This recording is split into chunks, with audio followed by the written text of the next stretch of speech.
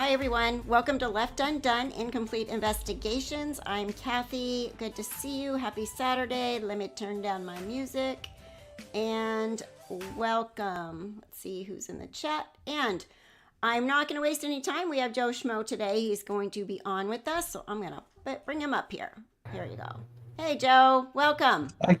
Hi, Kathy. Thank you. Yeah, nice to see you. I watched you this morning on your show. And interesting. You put up a lot of stuff, a lot of the reminders of the Daybell case and what's to come for Brandon Boudreaux. Yeah, there's a lot of stuff to go over. Yeah. So tell my people about yourself. How did you start your YouTube channel? What's y'all about? When did you do that?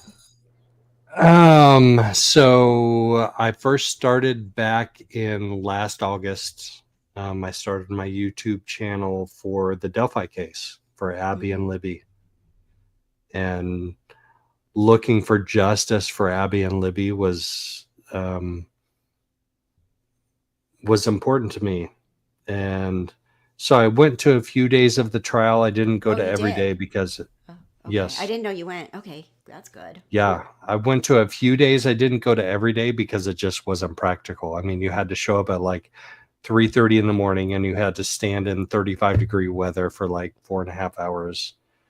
And even then, you're not guaranteed a seat. So, Right. One of my mods, she isn't with us anymore. She's been busy and doing other things, but she went too to that trial, and it was crazy. She said the things like you said, like getting up in the middle of the night to go stand in the cold. I was like, I'm too much of a wimp for that. My blood is too thin. I live in the desert. And I went right. when I went to Idaho, I was freezing, and it was April. A couple of in the middle of the day, it got nice, but early in the morning, walking over to the courthouse and stuff, it was I was cold last April. So, so yeah, your channel's doing great. And you've been to this trial. You went to this Lori Vallow trial this whole last couple of weeks, Yes, right? every You were day, there every every day. day. Yes, every day. How was your experience? Like, because when I was in Idaho and I was in the same room as Lori, I remember thinking to myself, I cannot believe I am in the same room with this crazy BI child murderer sitting right there, acting like she's the queen of the world still. What did you Yeah, think? very similar thoughts, very similar feelings. So it's contrasting to Delphi because there are a lot of people that feel like Richard Allen may not be guilty in Delphi. Like there are a lot of free Ricky accounts out there. There are a lot of people that are like the evidence doesn't support it. And honestly, I don't know if he's factually innocent or factually guilty myself. So that's completely different than this case because I know she's factually guilty. I know for a fact. Right. Like Yeah. and Yeah. it was Yeah. just a matter if the jury was going to get there too, and they did in less than 3 hours. So justice for Charles was Yeah. served in this case, but just going every single day for 3.5 weeks was interesting because when you start out, you get there at like 6:30 in the morning. 6:30 is fine, but then you come at 6:30 the next day and you're not second in line, you're 11th in line. So you're like, okay, tomorrow morning I need to get there at 6. And then tomorrow morning I need to get there at 5:30. Oh. Like by the time we got to the end, the last 2 days, I was there at 5 o'clock in the morning for both of those days. That's early. And to wait that long because they didn't even start court till 10:30. We were on a half-hour Exactly. delay. Yep. So Right. I was halfway through my workday by the time court got started. Right. You know? Yeah, totally. Um, so what I'm going to work backwards here for a second because I know you got a clip the other day, a really good clip. They played it on mainstream media of the one juror, number 15, with the slip of the tongue. Do you think it was a slip of the? What do you think? Because I'm like, he said 3, which seems really significant that he knew what went on. You know what I mean? Like 3, like how does he? But Well, it could there also are have been a slip of the tongue. Like, Yes. So there mistake. are exactly 3 possibilities that happened with that slip of the tongue. Either A, it was a slip of the tongue and he didn't mean to say, I knew about her 3 life sentences before we began deliberations. Like he messed up. He didn't mean to say that. Or he didn't know about it before the trial ever started, which means he lied on his juror questionnaire. Or he found out about it during the trial, which means he ignored the judge's recommendations and instructions to not look up the case while you're deliberating or in the middle of the trial. It's one of those 3. There are no other possibilities. Yeah. That makes sense. Are you leaning any which way? Juror number 15 has given me a vibe from day number 1. Oh. He had a problem with his cell phone. He had his cell phone on, and he laid it. He is the one. Yes. Okay. Twice. He had his cell phone on twice while he was in the juror box. He put it down on that little wall that stands between the jury box and the rest of the court. And it went off and it made an electronic noise that interrupted the court, and nobody knew where it was coming from. It was like Lori had initiated a portal and we are all going to be portaled out of the trial. Like it was really weird. Like the electronic noise was weird. Was it really? So a Crystal Trickle says, I hope this is not used for any problems for the guilty verdict. It could be. It could be, right?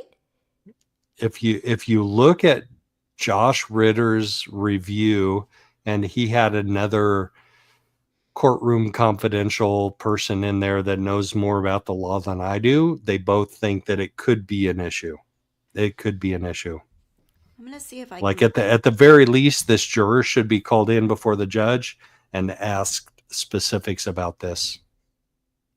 I'm going to play your little clip. You sent it to me here. Yeah, absolutely. Gmail, where are you? Gmail. I have like 5 email addresses, so I just switched to the right one. There you are.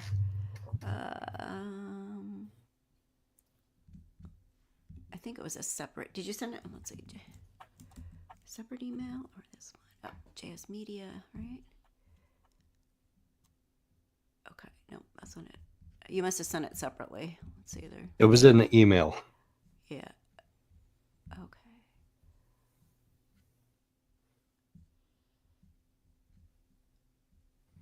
Okay. And I hate the way Gmail does this, but puts stuff. It wasn't a separate email, right? It was in the. Oh, there it is. Okay. Hold on. I got it. Let me share my screen. Oh, hold on, mister. Don't start talking yet. All right. Let me share my screen here.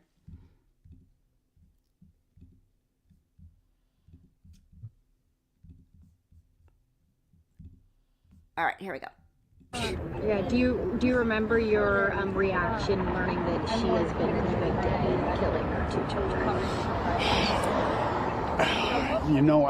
I feel sorry for her. I mean, driving home yesterday, I was like, God, she's spending the next 3 lives in prison in a cell. I mean, you got to feel sorry for her, even though that's awful thing to do. I mean, there's something wrong up here, but what do you think? Still, you just feel awful about it. So yeah, who was standing next to? Someone stop this. It's a commercial. Who was standing next to you that said, "What'd he say?" And somebody said, "Whoa." I think that's one of the cameramen from one of the other channels. I think he's like, "What did he just say?" Yeah, I heard, and I'm whoa, and what did he just say? Right. Me too. I heard that too. And I'm like, I'm thinking the same thing. Whoa, what did he just say? He said, when I'm driving home yesterday. So this interview is immediately after the guilty verdict, and the judge releases the jury. The judge says, you can talk to anybody you want to talk to, but you don't have to talk to anybody. That's like the standard jury release instructions. And they leave, and 2 female jurors come out the front door, and this guy, juror number 15, comes out. and I've had a bad feeling about him since day one. So you were saying the phone thing, anything else? Yeah. Two phone things. Well, 3 phone things. I guess we can get into those. We'll go into those before we get into this. So he had his phone laying on the stand next to the microphone, and it interrupted court. Not a big deal. But the next day, the state is interviewing Captain Keller, who is with the Chandler Fire Department. And he's the chief of the scene. Like, he's in charge of the whole scene. And during his testimony, juror number 15 is on his phone. And magically, at the end of Chief Keller's testimony, there are 4 questions from juror number 15 that are very, very specifically medically specific. I don't know any other way to put it. Like, did you use ACLS? Did you try for an intravenous, like, injection to revive the patient type of thing, that are very specifically medical? Those are questions I would ask, because I'm a registered nurse. So I heard that, my ears perked up when I heard that, because I said somebody on that jury either is in medicine or knows a lot about it. Right. Right. Exactly. Yeah. But juror number 15 is not. He was like an employee of the City of Mesa Public Works Department. That was his background. Okay. He does not have a medical background. But he asked these 4 very specific medical questions after he was seen on his phone during Captain Keller's testimony. So the judge calls him back afterwards, and he says, "Hey, you were on your phone during that testimony." And he's like, "Oh, it was my daughter. My daughter was waking up, so I needed to text my daughter." That was his excuse. And the judge did not say, "Can I see your phone? Do you mind, like, verifying what you're saying?" Didn't happen. Well, in Idaho, people got kicked out for even looking at their phone while they were in that trial. I mean, Lori Hellis got kicked out of the rest of the trial. That's crazy they didn't look at it, because, yes, ACLS, you're not going to, honestly, I don't know anybody that would refer to it as ACLS unless you either looked up what professionals do, because ACLS is not just CPR. It's not just basic life support. ACLS is a whole protocol where you have certain meds that you're going to push, IV meds and things to get the heart started again. The whole thing. It's not just basic life support where you put the AED on and follow the directions. There's a lot more to it. So very interesting, because that my ears perked up. I was listening to that when I was driving around, because I drive around to see patients, and I was like, what are they asking these questions? That's pretty over the top right now for random jurors, right? Right. And so that's what most of us thought, but he told the judge, "I was texting my daughter," and the judge took him at his word. Advanced cardiac life support is what it is, Beach Bum. Advanced cardiac life support. Yeah, ACLS. And I don't have my certification anymore, but I did when I worked in the hospital, because I had to work in an OR at times. So ACLS is, I hate ACLS, to be honest, because you have to know all these meds and the algorithm, if you get this, if you get that, if the heart rate's there's a lot to it. EMT don't utilize ACLS. Yes, they do. They have to. But BLS and ACLS are different. BLS is basic. Like right now, my only certification I have hospice patients is BLS. I'm not pushing anything. I'm just doing compressions and, putting an AED on somebody if they code. And then the paramedics would come and do ACLS if you're in the field. Yeah. Anything else about that guy? So, one day at lunch, so the way that the Maricopa County court system is set up, floor 5 and above are the courtrooms, and they're mirrored of each other. So you have 2 courtrooms on the left side, 2 courtrooms on the right side, A, B, C, D. And we're in 5D, so we're on one side of the court. And actually, at one time, they tried to stage the public on the AB side. So that's the opposite mirrored side. But they're having a trial on that side too. And the judges said, we can't have your public carryover from the Lori Vallow trial, Lori Vallow Daybell trial. We can't have you carry over into our side. So you need to go back to your side. So we did. So we're all back over on the same side of the courthouse on the 5C, 5D side. But during breaks, you can kind of wander around. So I was on the phone on a business call, and I just kind of wandered around to the other end of the courtroom or the other end of the waiting area. And I come back, and while I'm sitting there, the elevators are in the middle between 5C, 5D, and 5A, 5B. Juror number 15 comes walking past me, and right when he passes me, his cell phone rings. And I'm like, oh, that's right. That's right. It's like, that's so perfect. His cell phone is ringing while he's walking past me. You know, when he's had two problems with his cell phone already. He's had two problems. The judge has called him in already twice about his cell phone. But his cell phone rings, whatever, he's on break. I finish up my business call, and he comes and he stands on the corner between the elevators and the men's bathroom, which is about 10 to 15 feet from where the public are sitting to go back in after break. So we all line up. We have specific seats that we all line up in to stand after break is over. And he's standing there where I've never seen a juror stand before, 15 feet from us, where we're talking about the trial. Like, we're all true crime buffs. Like, we're here for this trial. We're not gonna not talk about it. We're gonna talk about it amongst ourselves. Sure. So I look up and I see him standing there, and I just quietly say to all of my true crime friends, I'm like, guys, we should probably like tone it down a notch, like not talk really loud about this case in front of the juror who's standing right there. And he stands there for a little bit, and I look down. I don't like stare at him. I don't pay too much attention.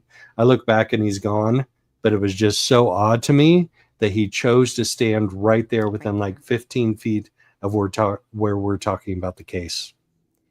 Yeah. And I feel like they were not. When I was in Idaho, those jurors, we never saw them. We didn't see them out front. No, they we brought them in a shouldn't. bus. They took them away. Yeah. They fed them in the Right. back room.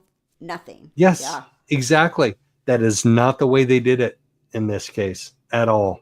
Like, there was a whole lot of potential interaction between jurors and the public in this case. And somebody said that two of them were talking about why Lori got so much Social Security at one point. Somebody overheard the Yes. two jurors talking about that. Juror 15, this is the guy in question, was my one God. of them. Oh, of course. he And was. juror 16 was the other one. So Oh, when wow. Lori or when the Social Security guy said Lori was getting $4,000 a month, juror 16 said to this guy, juror 15, that's a lot of money. And then juror 15 said, yeah, I've got my own issues with Social Security. And he was like talking about his own personal issues. So the judge didn't take umbrance with that. He's like, okay, that's a separate issue. That he said, does this influence your ability to remain impartial in this case? He said, no. Judge said, okay, I'll take you at your word. Carolina wants to know if we think the juror was on Google. I mean, that's very. I really do. Like, how do you come up with those 4 specific, very detailed medical questions? Like, how do you do that? Yeah, it would be like ChatGPT. What do I ask? Right? Give me some talking points. Give me some questions to ask. Let's see. Connie says, I think given this issue, the judge should instruct the jurors to do no interviews for 24 hours, give them time to process. Yeah, but I think legally, once you're released, right? Yes. By law in Yep. every state. So, Yep. I mean, I guess they could do something like that or request it, maybe. But he tried. It was so funny because when I saw him in the first little bit, when the woman was there too, you were probably right there. He said, Mhm. I don't think I'm allowed to talk. And then I think it was Nate or somebody said, well, you're allowed now. You've been released to be able to talk about it. And then the next thing we Right. see is he's like, oh, I was driving home last night. And I was thinking about her 3 life sentences. I mean, Lori won and men on this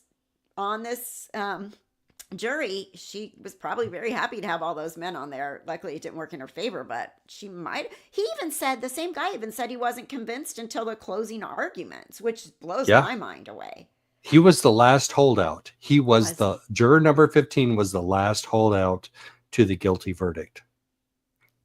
That's insane. Yeah, there's something about him. I mean, he seemed like a nice guy, but he's definitely opened his mouth and spilled some beans, I think. I think that because I think saying 3 life sentences is so specific, not she's going to be put away for life. I feel sorry for her, if she's guilty. If we were to find her, I was thinking about if we find her guilty, she's going to be put away for life. But literally 3. He said 3, which is Yes. I felt What's- sorry for her sitting in a cell serving 3 life sentences or 3 lives. 3 And lives. Yeah. that is very specific to her Idaho guilty verdict. Very. So I can't really say. I mean, my gut feeling, and I go on my gut feeling a lot just by my career as a nurse. My gut feeling is he knew. He knew. Somehow, I don't know if he found out in the beginning or before the trial or during, but my gut says he knew. Beach Bum was screaming. You were screaming? Ruby, he was dumb. Geez, she murdered her own kids. I know. And he felt sorry for her. I don't feel sorry for Lori at all. At all. No. Nope. And Summer Shiflett made a post last night. Let me see if I can share it. Oh, no way. No way. Or I'll read it too because it's in my Discord. I don't think I can share. Can I share my Discord? Or Francie, let's see. Let me read it. Summer made a post last night after Lori's interview.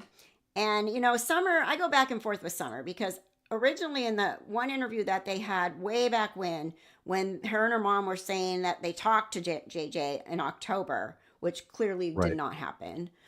He was long dead by then. After that, I was like, they're covering for her. That's what I felt at first. Now, then when it went to court and I heard Summer bawling her eyes out, freaking out, crying on that recording, I thought, okay, she didn't know. They believed Lori. But, okay, this is what she said. Another one, rolled eyes emoji. She says, I realize Lori is the draw and the money maker, in quotes. And she will probably do as many interviews as she can while in Arizona because they allow it. But it could not be more painful and offensive to continuously hear her blame Tylee for everything. Tylee is not the catalyst that led to Charles' death. Lori was the catalyst. Tylee was an innocent victim and should be respected and treated as such. And since I'm venting about this, I will add what a double standard it is to prosecute Lori for conspiracy against Brandon and Charles, but not Chad. They have basically the same evidence against both of them. Some say it's because Chad got death penalty or because Lori may get an appeal for her previous conviction or the victims deserve justice, etc. I've heard several reasons, but at the end of the day, they both committed these crimes together. So they should either both be held accountable or both go away for the rest of their lives. But again, Lori is the draw. She has been very good for the true crime economy. And as long as she keeps interviewing, the dollars will keep on flowing. For what it's worth, I was worried for her safety in July of 2019, mainly because of the things she told me. I had zero knowledge Charles was in any danger. And because there was never an arrest made, I believed the self-defense story. Once I saw Charles' autopsy report and the probable cause report a few years back, I realized it was not self-defense and still don't understand why there wasn't an arrest made. I agree. My sincerest condolences go out to all who knew and loved Charles, and I hope the verdict gives you some measure of peace and closure. I am sickened by all the actions of Lori, Chad, and Alex. I do not support any of it. I stood up for my sister when I thought I knew her. June 9th, 2020 changed everything for me. There is no going back. I believe my sister is extremely mentally ill and has a severe delusional disorder. I'm not going to argue with anyone about it. Prayers for our family and all the family's friends and loved ones hurt by this continual nightmare are very much appreciated. Respectful comments are welcome. So, I mean, she still has to throw in that thing, a little bit of an excuse for Lori being severely mentally ill and a delusional disorder. But Lori was really well put together in her trial. She didn't sound delusional to me. She was. I think she is, though. I honestly do. I think she's delusional. And here's the thing. She had 2 separate psychiatrists evaluate her last fall. Yeah. On whether or not she was competent to assist in her defense. Competency has nothing to do with mental. True. With her mental capacity. Mental illness, right? Illness, yeah. Mm-hmm. Yeah. It's just whether or not you can assist your defense. So 2 mental health professionals determined that she is competent to assist in her defense, but assisting in your defense is not the same as being your own defense. Like, you have to have a whole nother level of competence to be your own defense attorney. So I wonder how that would or should play into somebody's competency hearing or competency evaluation. Like, I believe you can help somebody who is a valid attorney, like who is a legitimate attorney, assist in your defense, but I don't think you're competent to be your own defense attorney. Like, I don't think she is. She doesn't understand the rule of law. She doesn't understand the rules of evidence. Like, she's deficient. She doesn't understand evidence at all. She makes these comments left, right, and center, like, well, if you weren't there, you don't know. Like, that's the only evidence is somebody's eyes were on this whole thing. But she doesn't take into any of the other evidence. Like, Lori, your text messages are evidence. Your phone calls are evidence. You know, bodies are found in the yard with your hair on them and as evidence, you know, things like that. And she's like, you know, the whole lie about Ty Lee killing JJ and committing suicide, and she's running with that one, is just bizarre. And maybe she's convinced herself in her delusion that that's what happened, because I think if she ever really came out of it and realized what happened, she'd probably go insane, you know, truly. But I mean, but Lori likes to be the star of the show. Lori's going to keep doing the interviews. Obviously, Summer's not thrilled about it. She's blaming the true crime community for wanting to make money off of this. And that kind of bugs a little bit, in my opinion, because people are interested, and this is public. Like, the court hearings, murders, that's all public. We're allowed to talk about it, you know. I mean, I don't know. And news media, that's their job, to talk, to see every side of the story. So I don't know. I'm not going to say, oh, they shouldn't be interviewing her. I kind of wish she'd just go away into the sunset at this point. But I can see why she's being interviewed, and I can't blame the media for doing it. Right. But that also brings up another point, is like, what is the differentiation between traditional legacy media like MSNBC, NBC, ABC, CBS, and social media now? Like, the line is becoming blurred between the two. That's true. And because social media can go a little cuckoo with everything and start, you know, a little, like start going after people that are innocent victims or parents or whatever, you know, or So a little, a lot, a lot. Yeah, they can. So, but traditional media can too. I mean, they don't get as vicious as social media, but they do, you know, present from time to time a story about, you know, questioning a victim's family. True. Yeah. We're gonna have to figure it out as a society. Like, what is the differentiation between legacy media and social media, and what are the rules for legacy media and social media? We're going to have to figure it out, and we're going to have to come to a conclusion that makes sense for everybody. Yeah, I think, you know, a lot of, before the big YouTube channel was following true crime, in real time and all that was happening, there were always these Facebook groups following, and the mods and the administrators of most of the Facebook groups would forbid anybody that was discussing it to go real life. And I think that really is probably the way to go when it comes to social media. You know, don't go real life. Don't go knocking on these people's doors that are involved. Discussion is fine, but morally and ethically, I don't do that. I have never approached anybody unless they want to come on and talk and tell their story so that they can get the word out and they're contributing to a conversation somewhere. I've had some parents with missing kids come on and things like that, missing moms. But I think when you're out there like Bullhorn Betty, you know, and causing havoc in neighborhoods and stuff, that's kind of where the line Yeah, is really. but okay. But let's look at the opposite side of that coin. Okay. And what happened to me on verdict day. So the verdict happens. It's read in court. It's read live in court. And immediately people started running out of the courtroom. Like literally media, social media, legacy media, all media people started running out of the courtroom so they could try and find a juror to get an interview with. And they were successful a couple of times. So that's quote unquote real life. That's taking the verdict to real life, and it's chasing down jurors. And I didn't feel comfortable with that. Right. But I also, because I didn't feel comfortable with that, I also missed out on a couple of interviews because there were social media people. They got interviews with jurors because they chased them down. They literally chased them down. I saw that.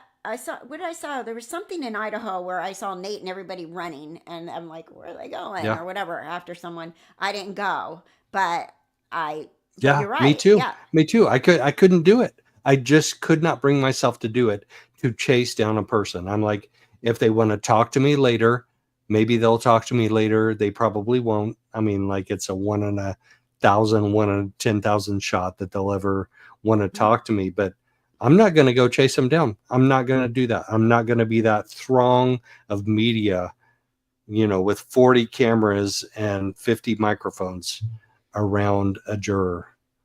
Yeah, that's I not agree. me. It's like I follow true crime to discuss it, and yeah, if somebody comes to me and they want to talk about their story, that's fine. But yeah, I wouldn't feel comfortable chasing them down, and I didn't when I saw that happening in Idaho at the end of that trial. So yeah, I agree with you. I'm on the same page, and you're right, because you know channels grow from getting the dirt. You know, so they do. Like Lauren with Hidden True Crime, she's got 250,000 subscribers, and because she does good work, but she also chases down those interviews.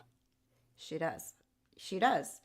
Somebody was on here one day saying, "Oh, Kathy, you know, because I had the Nancy Joe interview on my Afterglow podcast. I have a podcast. It's called Afterglow, Unveiling the Idaho Cult, and I have all the recordings. I have everything. I go back as far as I can in chronological order. It's still going on. I'm still not even up to modern day, but I took a break since this trial's going on from publishing any. And I had that Nancy Joe audio on there for a long time, and then all of a sudden she went to court, and people are like, "Who's this? Charles went on a date?" And so we knew about that, but way back when, you know, people would be like, "You should get her on. You should bring her on." But I don't go after people like that I know are probably like she was going to be a witness, and she was. So it's a fine line to cross to figure out, like one way or the other. Whatever you decide, you could be right, you could be wrong. What did she say? Caroline, I believe you at Joe. I noticed that on Justin Lum, they were bombarded. Yeah, I mean, they do. And they get the story, and I guess that's what they want. That's what they really want. But yeah, I do think that, and I guess Lauren got an interview with Nancy Joe, you know. And yes, she did. Saying, like, you should try to get an interview with Nancy Joe. I'm like, Nancy Joe's not going to come on Left Undone. But you never know. You never know what's going to break the case or whatever, make the channel explode. Let's see. What else? I have more questions. Um. Oh, I was going to ask you about what do you think of Nancy Joe? Do you think that that was a really excellent witness to have? It was Oh that kind yeah. of like, Oh yeah. Don't flatter yourself. yeah, that was awesome. That's Don't, that was the and you bomb talked about diggity. you talked about me for the whole time. Yeah. No, Right. flatter yourself. Not the whole time, Yeah. lady, and only about your Oh poo yeah. poo, not about how great you are. You Right. know. Right? My Warren's in there going, "Oh, don't you wish you could still be with her? She's nuts." And the green enchilada thing with Adam went. How was the Oh what my did the God. courtroom when Lori was like, "You don't remember my green enchiladas?" What was it like with the because I found it sometimes really hard to just like zip it when things were being said on the stand. Like I one time in the other trial, I went, "Oh," and I was like, "Shh, Kathy," But Yeah. when she was questioning about the green enchiladas, were people just looking at each other and rolling their eyes, or what was the galley doing? Yeah, we were trying to Gallery. figure out what the hell was up with green chili chicken enchiladas. Like, seriously? You're going to make that a point of controversy? Okay. All right.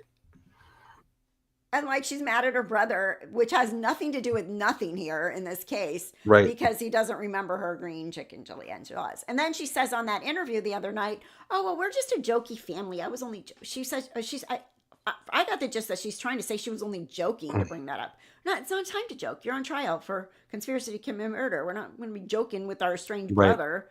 That makes Yeah. no sense. No. She makes no sense. No. Yeah, so that was, and Colby said everything that she made in these, and he had an interview with Nate.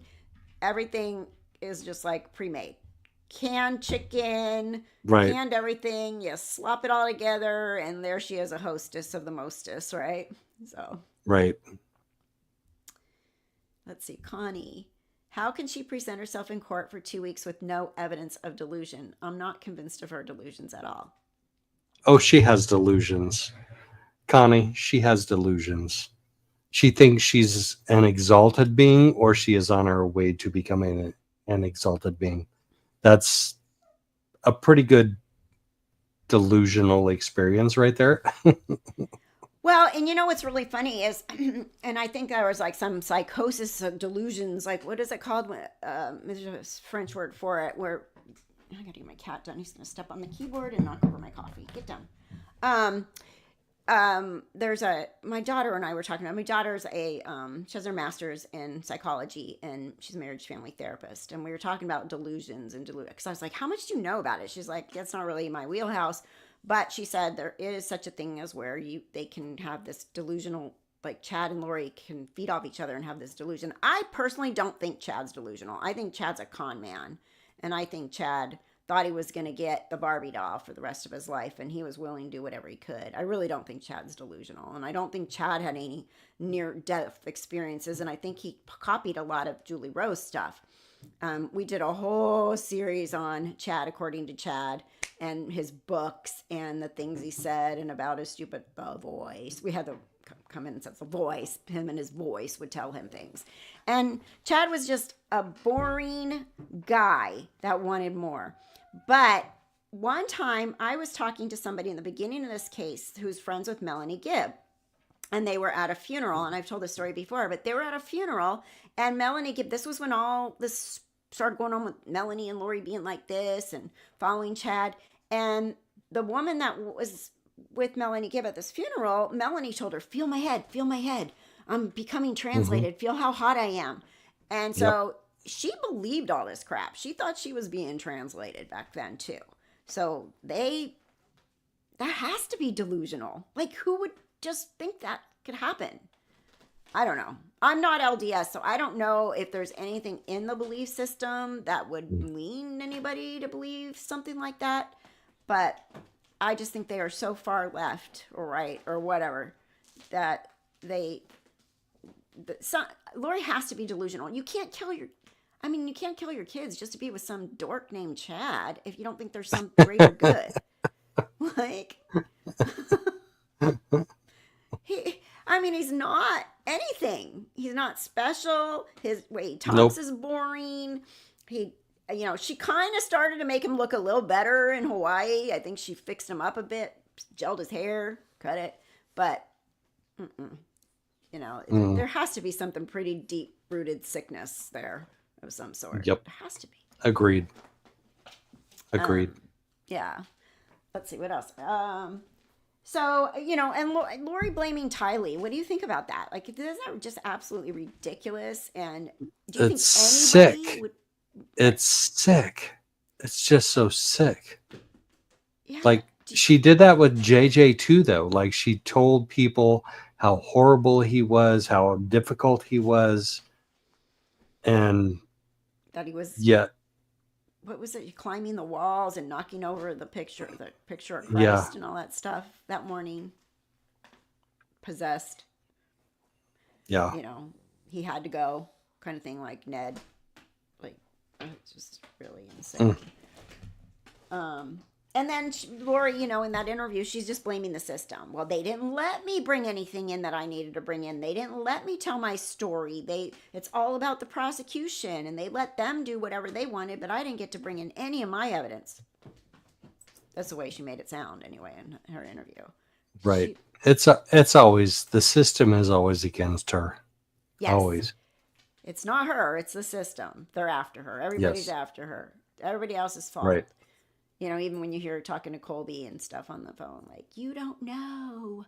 You weren't there. I love my kids and they're happy and busy and da-da-da. You know, she's so full blown. I feel bad for LDS Faith. They've been pointed at for Lori and Chad horrific crimes.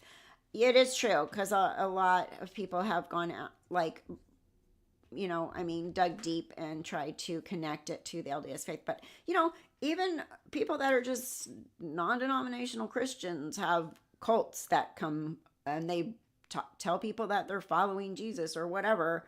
And they're, you know, those cults that have killed themselves in the name of God or whatever, all group murders and all that stuff. So I don't think it's unusual to take a religion, take the people from it, and try to spin it your own way and create a cult. Yeah. Let's see. Pam. Ah. What did Pam say? When Lori said she didn't know Charles was dating, then why was she telling her family he was cheating? That's a good question, because Lori goes, whatever works for her at the moment is what she's gonna say. She's like, my big thing is like, okay, I thought you were killing Ned. Remember, that was the whole plan. It was Ned. It wasn't Charles anymore. You had to free poor Charles. You had these incantations or whatever they were to get rid of the spirit that had taken over Charles, you and your friends. And then you and Alex plan it because you got to really kill Ned. And so all of a sudden you're standing up in court calling him my husband and calling him Charles the whole time. And not talking about that you decided he was Ned and not Charles anymore. My husband, my kids, my house, it was all hers. All hers. Yep. Let's see, we never did find that $2 million life insurance on her. Charles never did mention it. She also didn't have a copy of it, like she did Charles' life insurance. Well, we know Lori's a liar. I don't know why she probably never have it. I mean, if she had it, she probably still has it, right? And I don't, you know, I believe about 30% of anything Lori says. Because so much of it is just lies and embellishments and making herself look like she's the victim. Lori is on her second delusional segment of her life. Now she was put in prison to help the female inmates. She's the chosen one. Yes, she says she did say that. She believes that that's her purpose now. Okay. Who places all kinds of rules on people, journalists in the trial? I missed something. The judge should require everyone to stay seated until released. Yeah, I mean, but they, like Joe said, they literally, guilty, boom, run, go find the back door where they're all going to come out. It's pretty crazy. So All but 3 of the jurors went out the back door. 3 jurors went out the front door. And if I had realized that ahead of time, I would have been waiting for them more. And I would have also had somebody waiting at the back door to tell me, hey, Yeah, we you got go jurors that way. coming out the back door. You go that way, I go this way. I mean, it was nice that they Exactly. stopped and talked. It was nice because everybody really wants to know what they thought. But they literally, before they came out the door, they already knew about the. So somebody must have just blasted that information. How did they find that out that fast? The ones that Right. most likely didn't know. How did they find that out before they even walked out the door? Somebody must have been yelling it or something, right? Now that you're done, let me tell you this. So what else? Are you going to go to Brandon's trial? Yep. That's the plan. I think that one will be interesting. I think there'll be stuff we don't know. Because There that will be. one, There will be more text messages that we didn't see with this trial. yep, that's what I'm thinking. There's going to be stuff that we don't know. Maybe I will try to take some PTO. I don't know. If I'm not going to go on my trip this summer, I might do some and go over there. It's not that far. I can get to Phoenix. What? Melanie, we need to hear from Melanie. Melanie P., his ex-wife. Yep. Melanie, she was so bought into this whole thing, and her one interview with East Idaho, she was such a liar about that, and I'm amazed that there's never been charges against her. Like, how could she not have known? She, like, Zulema had that plea deal. I feel like Melanie should have had one if there has never been charges. Like, they must have done something with her that we don't know. Right.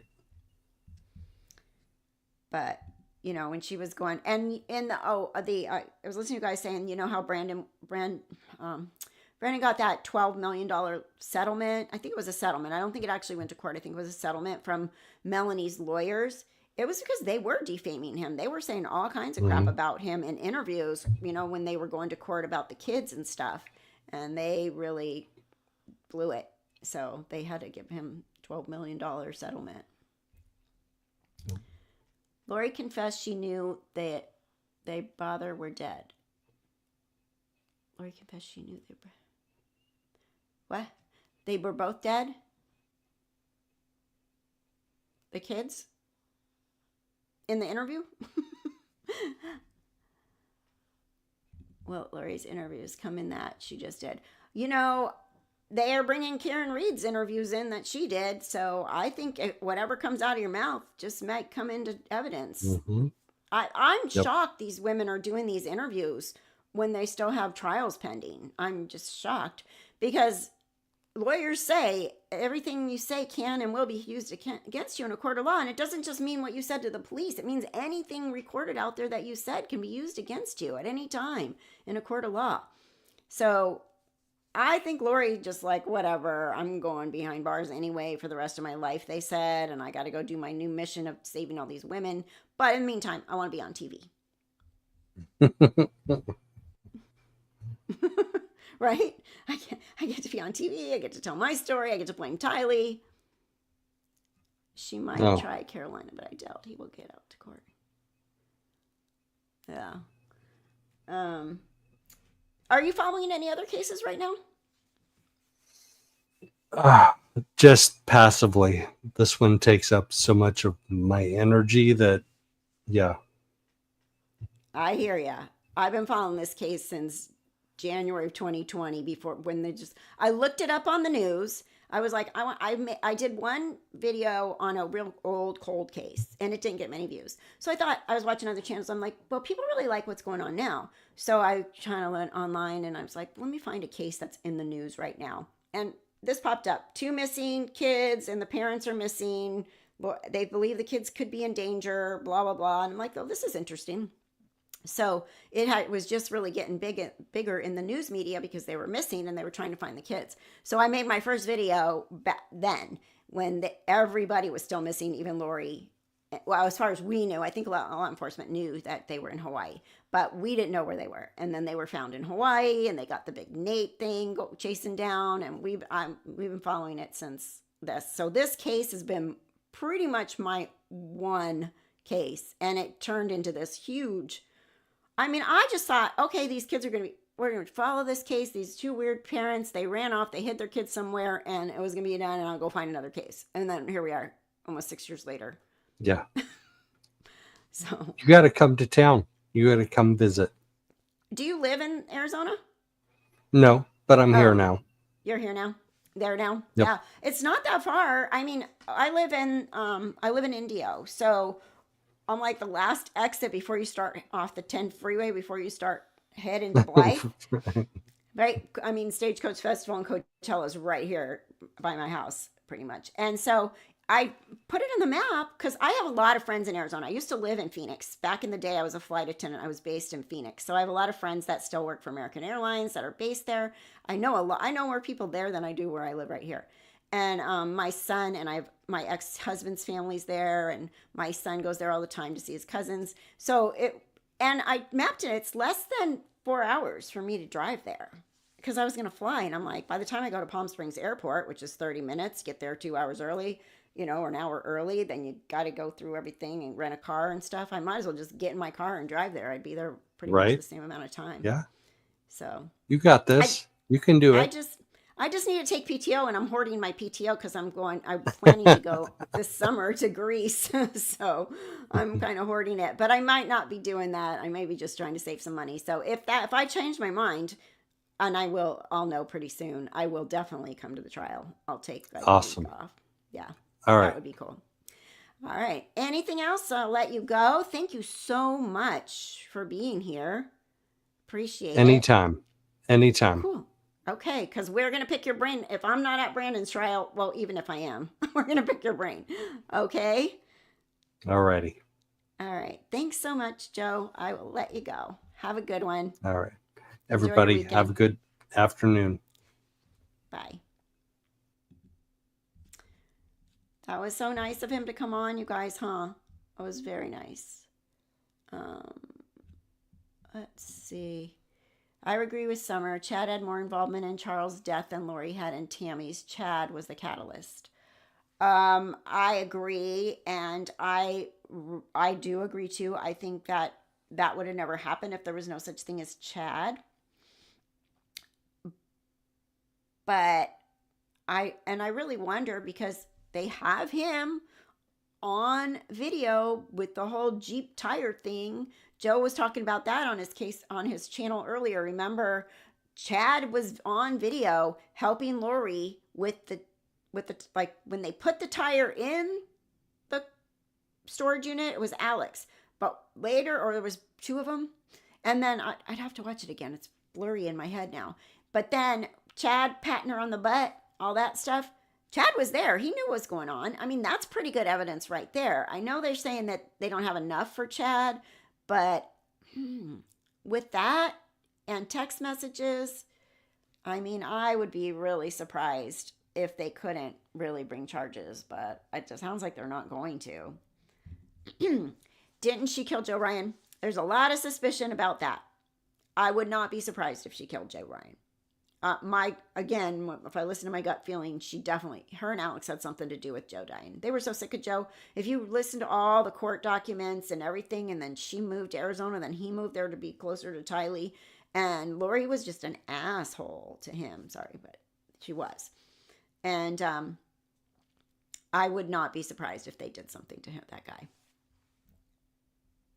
Yeah, okay, that's what it was. There were 3 of them, then 2 of them in that locker. That's what it was. I think there's more evidence against Chad and Brandon's case than in Charles' video. Messages, the patriarchal blessing. Yeah. I don't know. They just want to keep Chad on death row and not bring him down to Arizona or something. But Brandon deserves justice, and I really hope he gets it. There's no murder, but there's an attempt. So they must have some pretty good text messages and video footage of Lori being involved.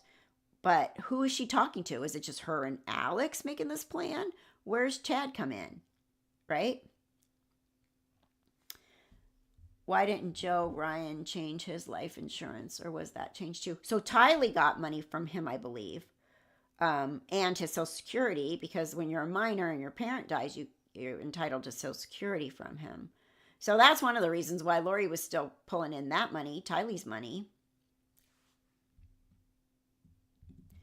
I wonder if Colby will come clean about Joe. So, oh, say him. Maybe it's in his mind.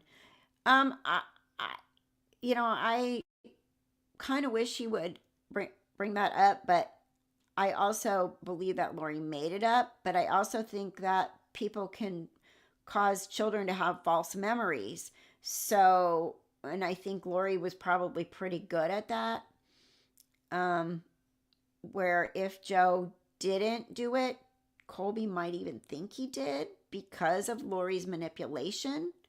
So he may just avoid the whole thing.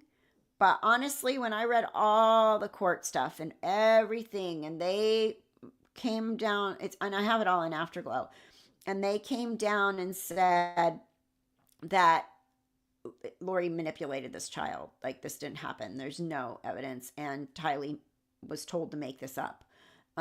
So I believe that probably didn't happen. It probably didn't happen.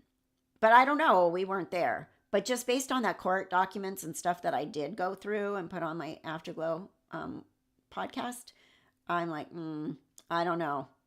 But it would be nice if he would adjust it. But he may actually think that it did. But I don't know. What do you guys think? Lori got 62,000. Oh, that's right. Gosh, you're such a good encyclopedia. Thank you. Thank you. Tylee got payments, but Lori got a lump sum. Right.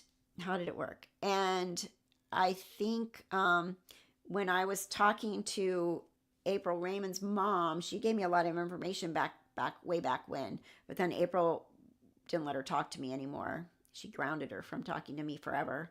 So we lost touch. But April had told her some stuff about Lori.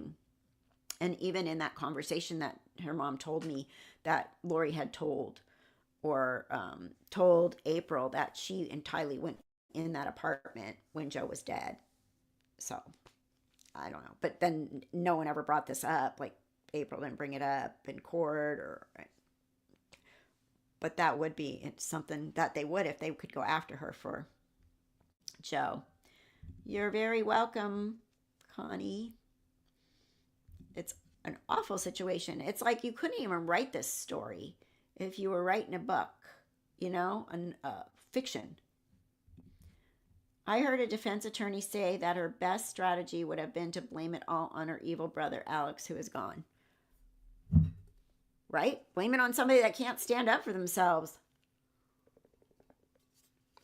Instead, she's still playing victim and self-defense card. Maybe because that's what they said that day. But she could change her story. Alex is dead. She can be like, okay, yeah. I mean, she's a big fat liar.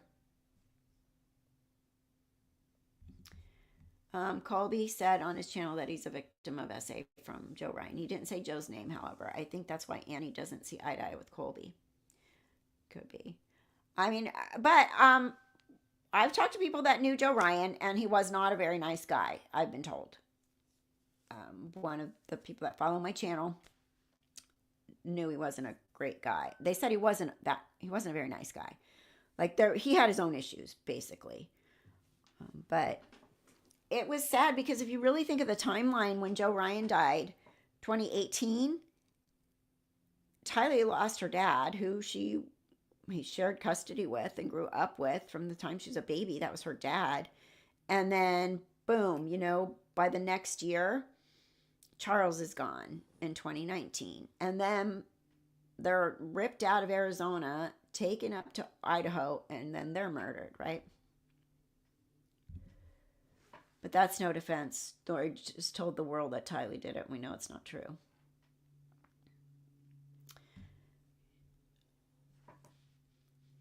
But I mean, I support Colby, whatever he says, I definitely believe.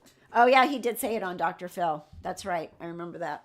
But again, there is such thing as false memories. It's very much a thing.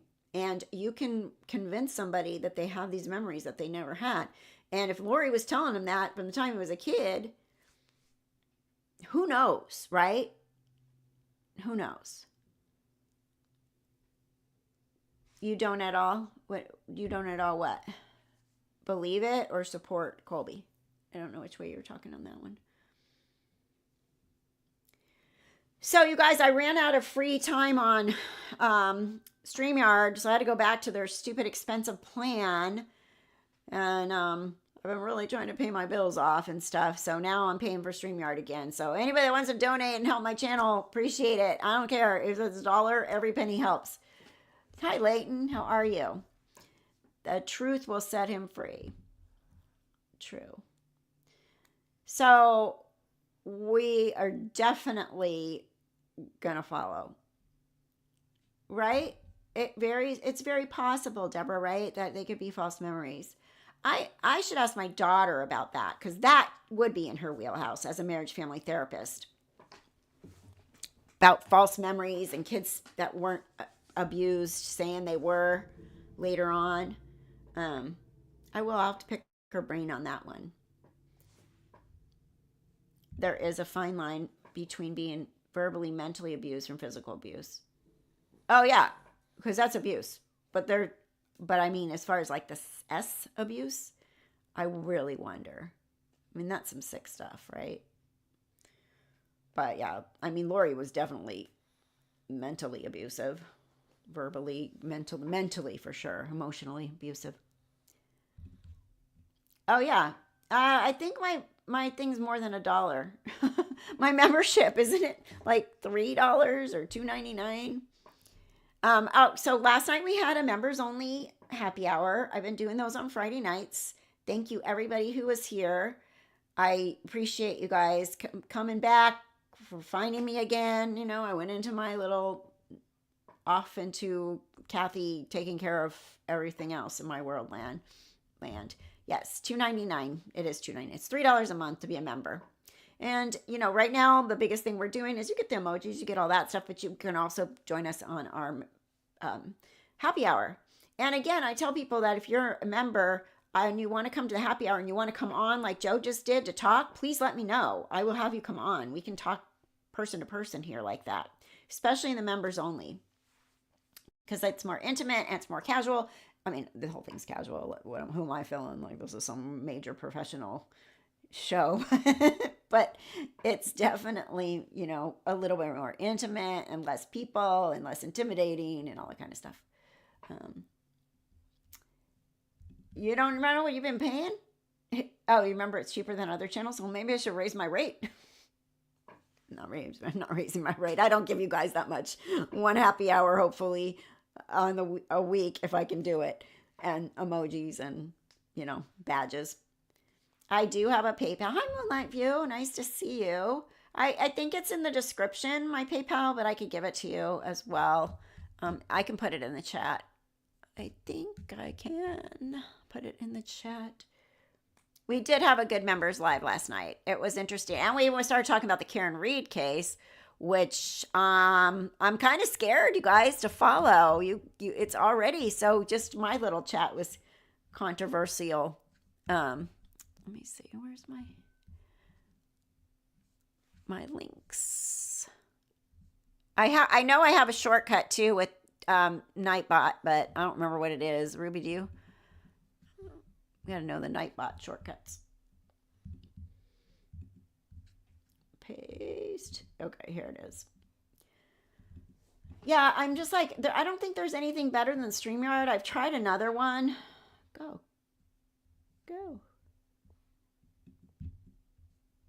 Really? Seriously? Oh, there we go. I did go over Summers. Did anybody listen did you guys, were you all here when I read what Summers said? Do you want me to read it again? I don't know if anybody rolled in the door after.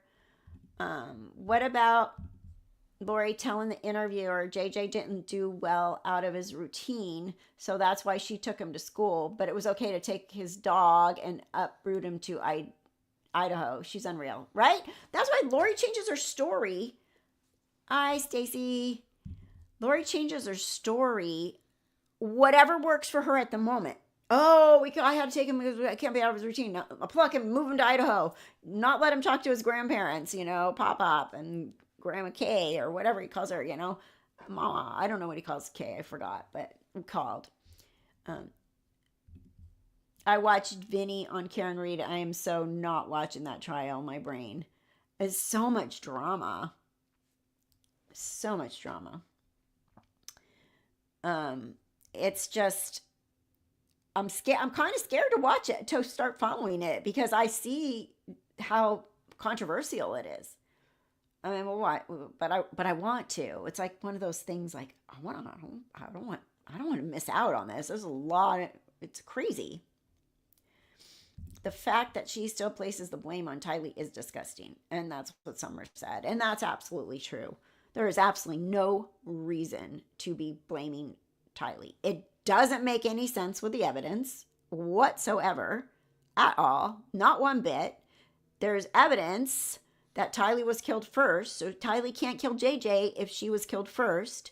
And Lori's just like, well, this is what happened, and then she committed suicide, and that's what happened. Were you there? Were you there?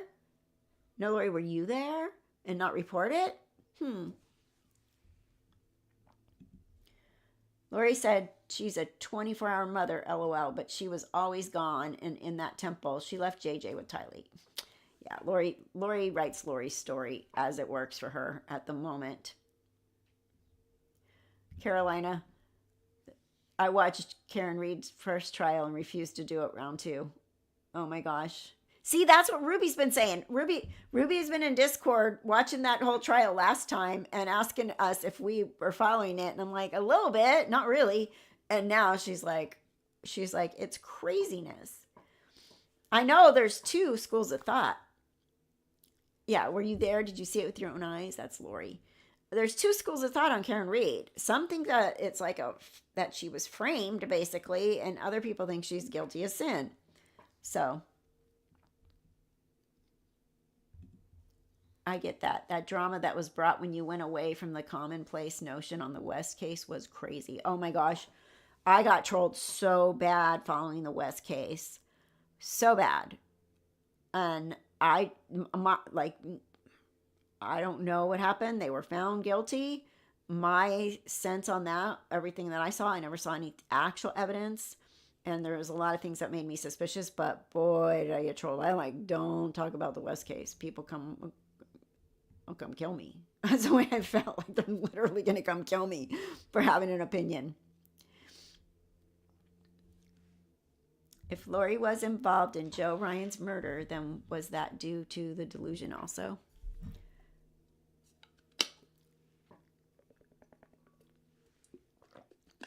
I don't know. It would be nice if some of these family members actually could not be so defensive and really look back and see if they, clearly, if Lori's been delusional for a very long time, or if it just happened through Chad coming to her life. And honestly, look at it. Like, people that know Lori, she's clearly manipulative. And Colby will say that his whole life, he's trying to figure his mother out. Lori obviously is manipulative, and she'll morph into who she wants to be, or who she wants you to believe she is.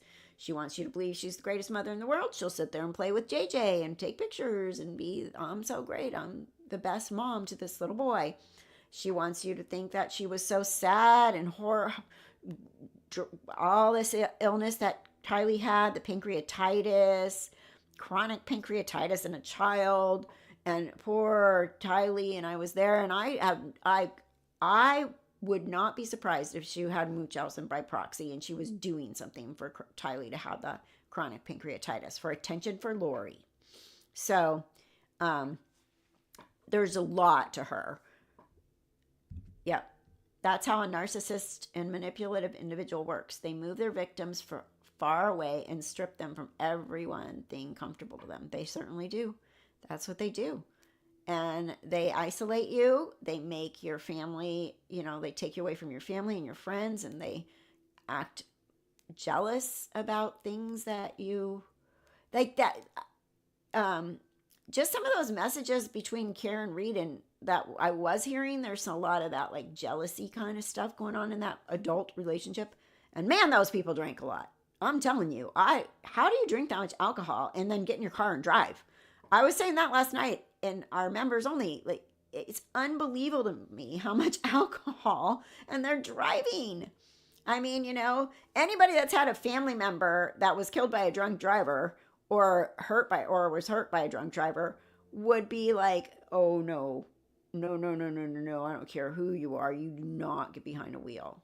My ex-husband's brother was driving drunk and he was killed at 21 years old. He had a center divider. He had his friends in the car. They lived, he died.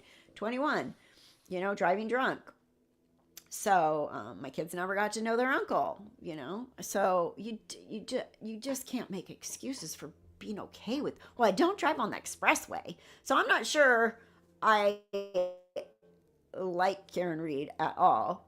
Just that kind of stuff comes out of her mouth, Drinks may put me to sleep. Yep.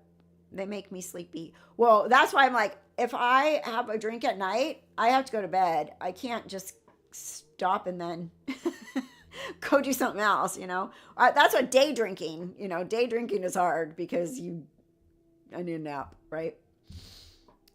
Super sticker. Thank you, Connie Bryant. I really appreciate that so much. Thank you, thank you, thank you. Help me pay for this darn StreamYard. They told me last night that I ran out of minutes, so I have to upgrade to have today's show. So I'm like, whatever. Okay, $35 a month. All them police and their wives drinking, driving in the snow too. In the snow. I mean, I've driven in the snow when I was young because we lived back in the Midwest. I lived in Illinois, and I drove in the snow the day I got my driver's license because my birthday's February 28th, right? The day I got my driver's license at 16, my parents let me take the wet station wagon in the snow, pile my friends in the car, and drive around town. And I remember it was my very first day, and we slid on some ice and fishtailed, and everybody was like, oh, and I had it was a station wagon, okay? Remember most of you are probably too young, or maybe you're too young. I don't know. We had one of those old station wagons with the wood on the side and the 3 seats, and I piled all my friends in because I was one of the first people, because my birthday was in February, to get their driver's license. And driving in the snow is hard. I'm surprised I didn't kill us on the first day, and we weren't drinking at all. But an inexperienced driver. My parents were like, "Go ahead." Bye. Have fun driving in the snow. Bye-bye.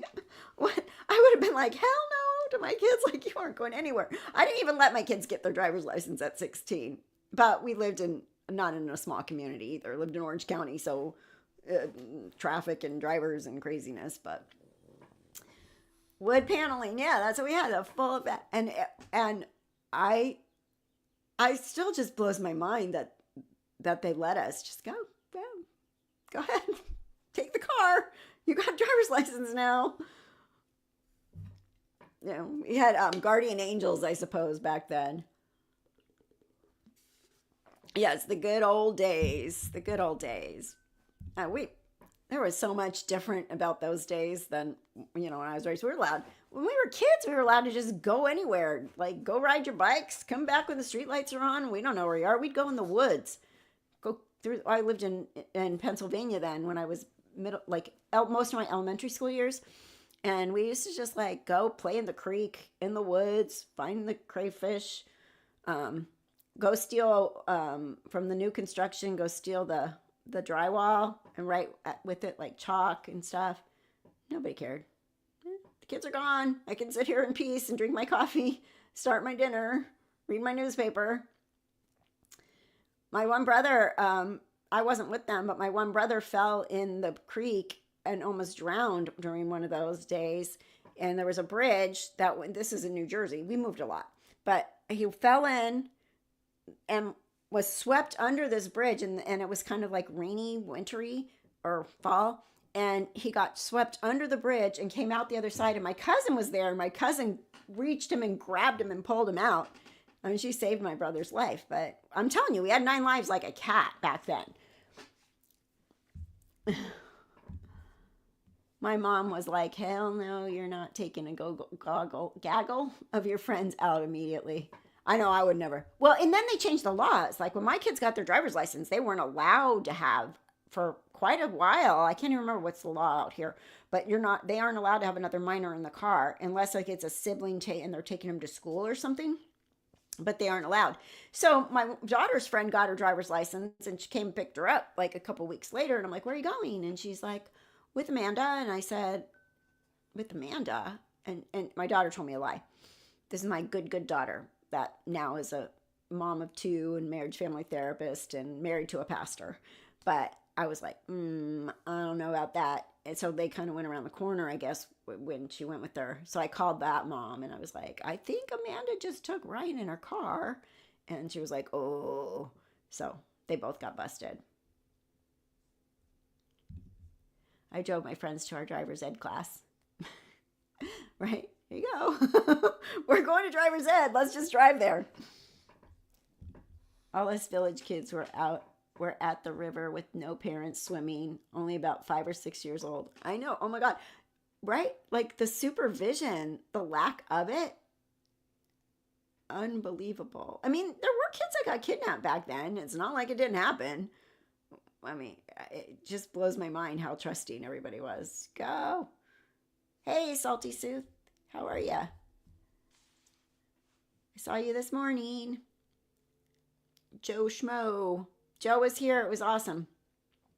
He's a wealth of information. I'm so happy he's going to these cases.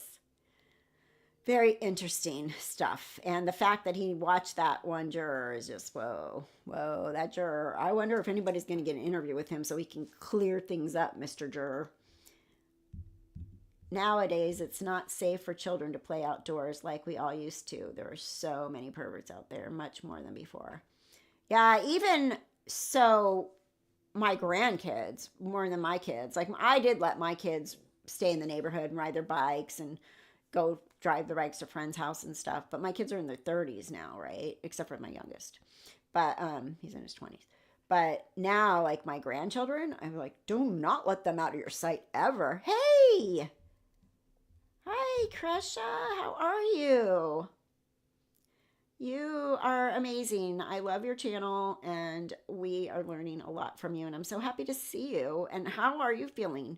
You should come on my show at some point when you want to. You can come on right now or you can come on next week if you want to come on Saturday, if you have it open, if you're not streaming. Let me know. When I took driver's ed, I got my license. The only thing we could do was drive after dark till we turned 16. Not about 5 months. So crazy. We were talking about all of our craziness, what we were allowed to do growing up versus what our kids are allowed to do or our grandkids are allowed to do. It's like, Hey, Kresha. So nice to see you, Kresha. I would love to know more about how you feel about Lori and what she's saying and all that crap that went on. And yay, justice for Charles, the biggest thing right now. Yay. And I'm hoping that Brandon gets the same. But thankfully he's alive. But my older siblings said that our area in California, nobody locked their doors really until the East area rapist started. The Golden State Killer. Yeah, that was... Then people got scared, right? But he took advantage. Yes, we would love to see you, Kresha. We would love to see you. I'm good. Thanks for asking. I slept for the last couple of days. It wiped me out. I'm game for that, but I've been wanting to have you on mine too. We can make it happen for both of us. Yeah, let's do it. You let me know when and how. I just work during the week, Monday through Friday. But the evenings are fine if it's after like 6 my time, except for Wednesdays because I always work overtime because anyway, but yeah, let's figure it out. You have Left Undone Official is my email. I don't know if you still have it, but leftundoneofficial@gmail.com. Email me and we can chat and figure out how we want to do it. That would be great. Hello, Kresha. Very happy to see you. Yes, it's very nice to see her, huh? Ruby, we've been thinking of you all. The trial was a lot. Very much so. And you had Trace on the case there reporting to you, which was great. I really wanted to go to that trial so bad. I really did. It's not that far, but my mom has dementia and she lives with me. And nobody helps me. Let's just put it that way. So it's hard to get out of here without having to pay a babysitter. We debated earlier whether or not my bonus son could ride his bike to the end of the road to the stop sign. And because I'm a freakazoid about my kids now, we had to negotiate. Right? Like, my one son, and I don't know. Oh, he's 9. Yeah, watch him carefully. Yeah, it's my grandson is 7. He'll be 8 in September, and I'm telling my daughter, you don't let them out of your sight, do you? They don't get to go anywhere, do they? You're with them all the time, right? But it's so different than when we grew up. We were like, get out of here, go play in the creek, go play in the forest, in the woods, whatever. I came back, I had poison ivy all over my arms and legs every summer because I was in the woods all the time playing with my brothers and friends. It's really crazy. My mom's like, she's got another rash. She's got to go to the doctor. And that crap hurt too. And I got stung by bees every summer. Nobody cared.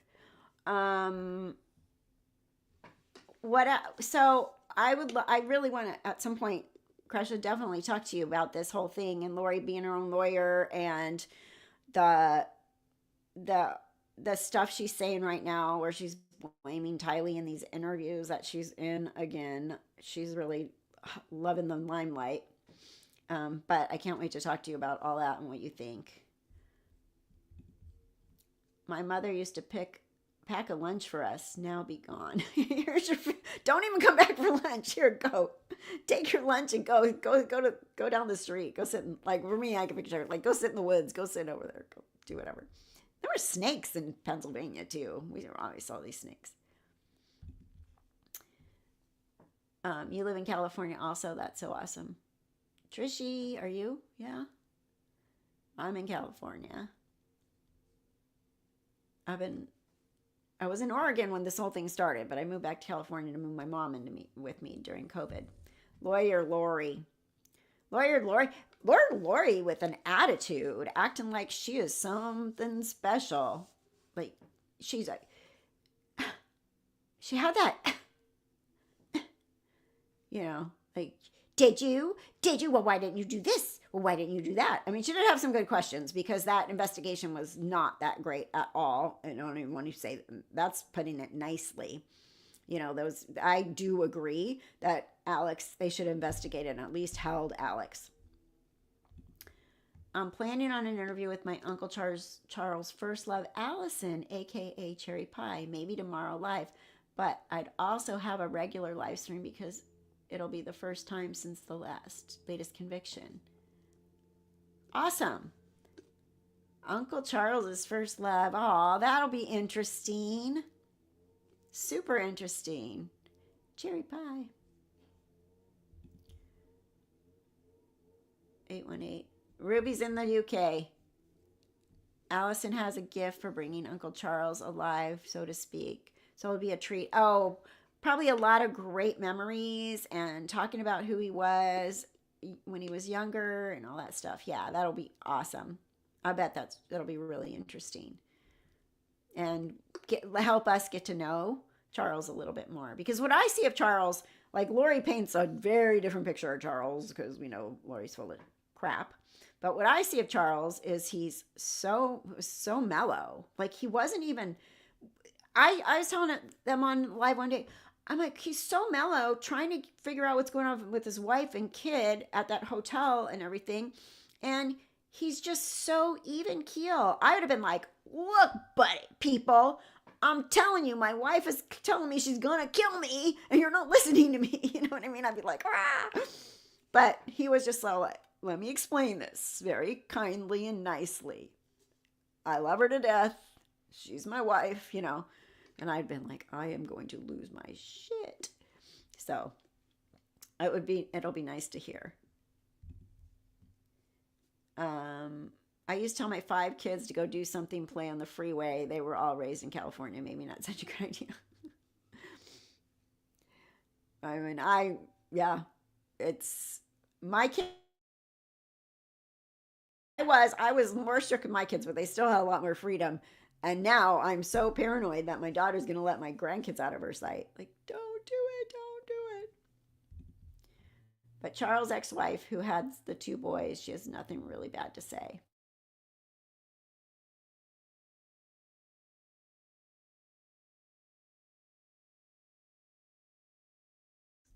Whoops, where'd I go for a second? Go count mufflers. Mufflers. Oh, go count mufflers. I'm like, muffins. Oh, my eyes. I've heard it growing up. Get out of here. Like, go play. Get outside. Go. And also, when you live back like where it snows, where I lived until I was 16, my parents were happy when the weather was nice enough for us to get the heck out of the house. Start driving them crazy in the house. My mom. It froze.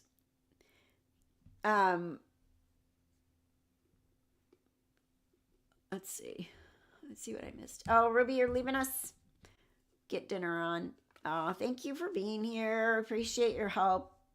You're super helpful. Super helpful. How long is it? It's already noon, huh? Oh. Yeah, it was interesting to have Joe on. So that took our show, which was amazing. I haven't had people on in a long time, but I do want to get back to that, and I want Krisha to come on for sure, and anybody else that we like. I know I froze for a second. I know I saw it went round and round. I think it was a glitch in StreamYard. StreamYard, who just made me pay money, was just using my chat GPT to help me make a mock opening statement from the state using 404B evidence, and it was pretty interesting. Lori's a hooker, whether playing lawyer Lori or a hoary lawyer. That's so funny. She's loon. Lori's gonna play Lori to get her way. Like, look, I'm Lori. Look, I'm Lori. You guys are supposed to believe everything I say. Were you there? Were you there? You weren't there, Keith. You weren't there, Keith. You know, she's like this freaking attitude. Like she's something so special. Hilarious. That's funny. Chat GPT to help me make a mock opening statement. That's hilarious. Control freak, wowzers. Yeah, control freak. And the kind of a control freak that's going to gaslight you into agreeing with her. Like, I think she sort of did, was it Serena? She was sort of doing that when she was on the stand. She was gaslighting her and agreeing with her. Serena seemed a little intimidated by Lori. I don't know if she was just nervous, but she seemed to back down a little bit. I made merch last night that says, I was there when Lori Daybell was convicted again. Oh, nice. Perfect. I was there. Were you there? Yes, we were there. We saw you. We saw you get convicted. Definitely. Is anybody going to Brandon's trial? I guess probably Trace, right? For you guys will go because she lives in Phoenix. If she can go again. I know a lot of people that followed this case were from Arizona because of the initial stuff. Lori told the judge she has not taken any drugs when asked, so Lori is off her meds for her illness. Yeah, well, I don't even know what meds would work with a delusional disorder because it's a personality to mess up. Like, it's not hallucinations, it's delusions, right? Psych meds are just odd for something like that. I mean, they work for schizophrenia. They work for bipolar. They work for my mom with dementia a little bit. But I don't know. I don't know what I'd heard before that Lori refused to take any meds. So she's probably paranoid too about that. What are they going to do? No meds can fix her. Nope. We might be able to mellow her out and make her go to sleep for a while with some meds.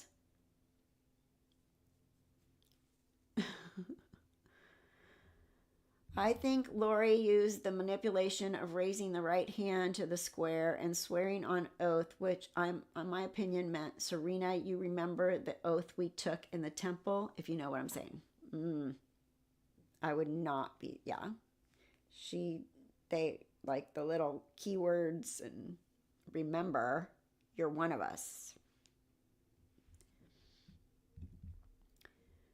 On account of she's so pure.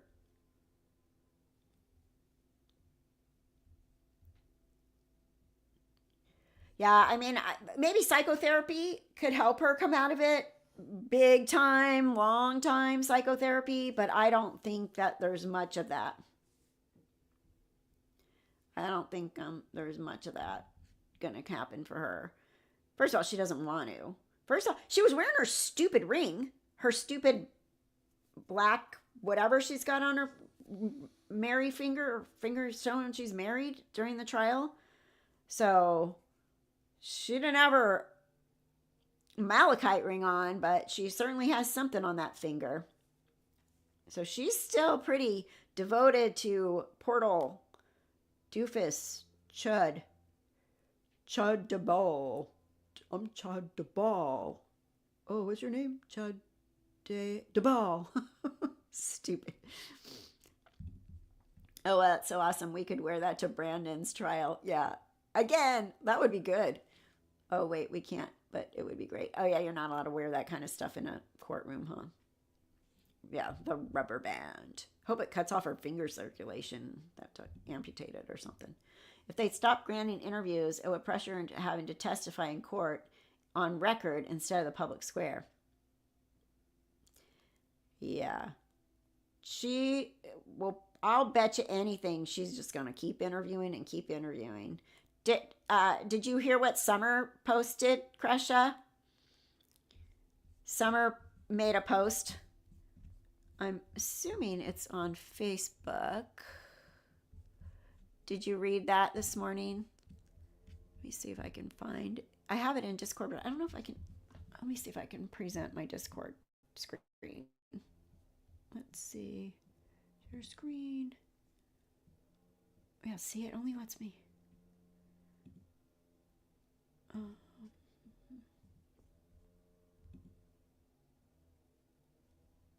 I have to change that. Okay, hold on. Let me see if I can just find her actual post.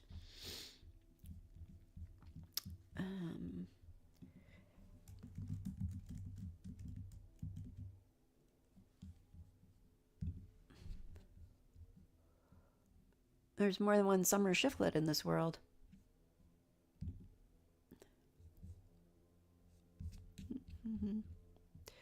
Want to find that. Let me see what her name is on here. Was this on Facebook? I'm trying to figure out where this post was because it was sent to me, but it was from today.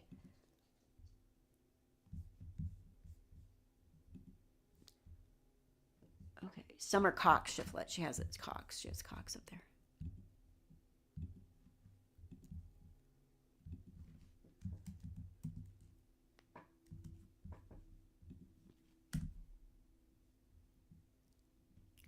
Okay, let me find it. Here it is. Let me share my screen so you guys can see it.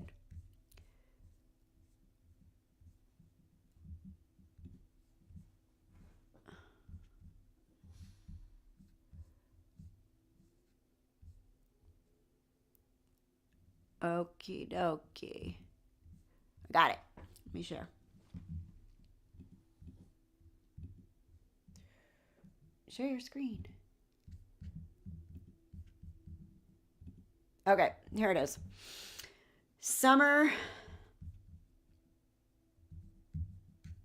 Okay, hold on. Let me get this out of the way. All right. So another one. Eye roll emoji here. I realize Lori is the draw and the moneymaker, and she will probably do as many interviews as she can while in Arizona because they allow it. But it could not be more painful and offensive to continuously hear her blame Tylee for everything. Wait, hold on, I gotta stop. She ordered 2 black silicone wedding rings when she was extradited from Idaho to Estrella, but it does seem she wears her ponytail holder instead. Maybe she traded for a pack of ramen. Ah, now she puts the same cogs in, right? Okay. I'll go back. Tylee is not the catalyst that led to Charles' death. Lori was the catalyst. Tylee was an innocent victim and should be respected and treated as such.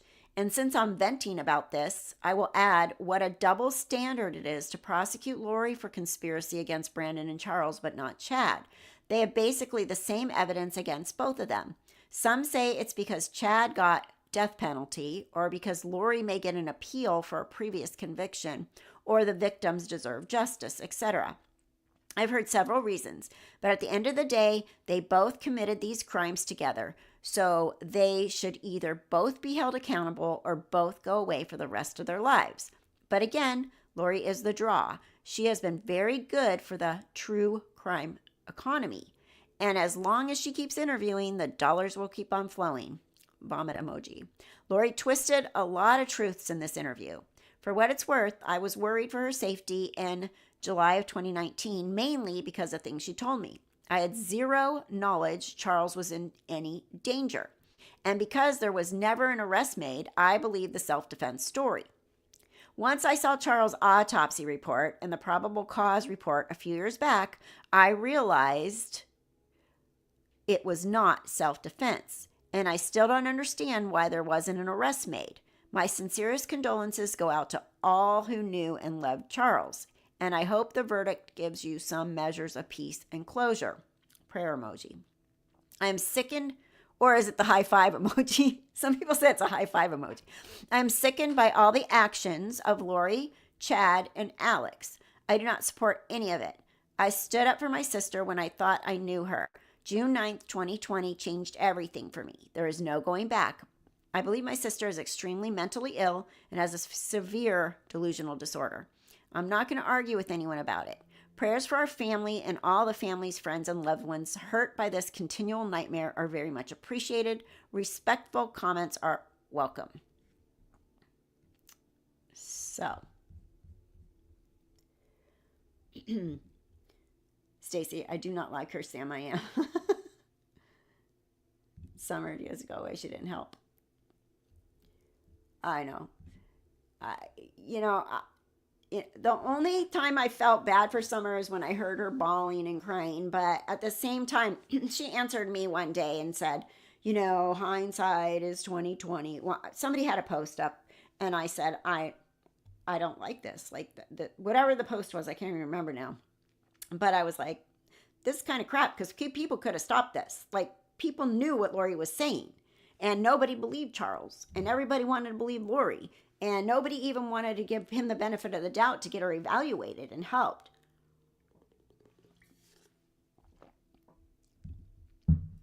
It's a shame Summer had to see all that evidence for her to be on Charles and ultimately the kids and Tammy's side. She can suck it for all I care. Tell it like it is, Krisha. That's why we love you. That's why we love you. Yeah, so she's just whatever. Hindsight is 2020, but at the same time, how about just coming forward and saying, I completely regret that we didn't listen and I'm heartbroken over it. That's it. That's what you have to say, right? In my opinion, that's why Arizona decided to try her for Charles Brandon, because Summer has knowledge of Lori's appeals in Idaho.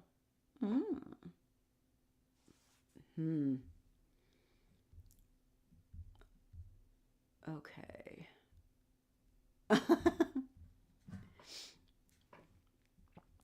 Summership. You guys are funny.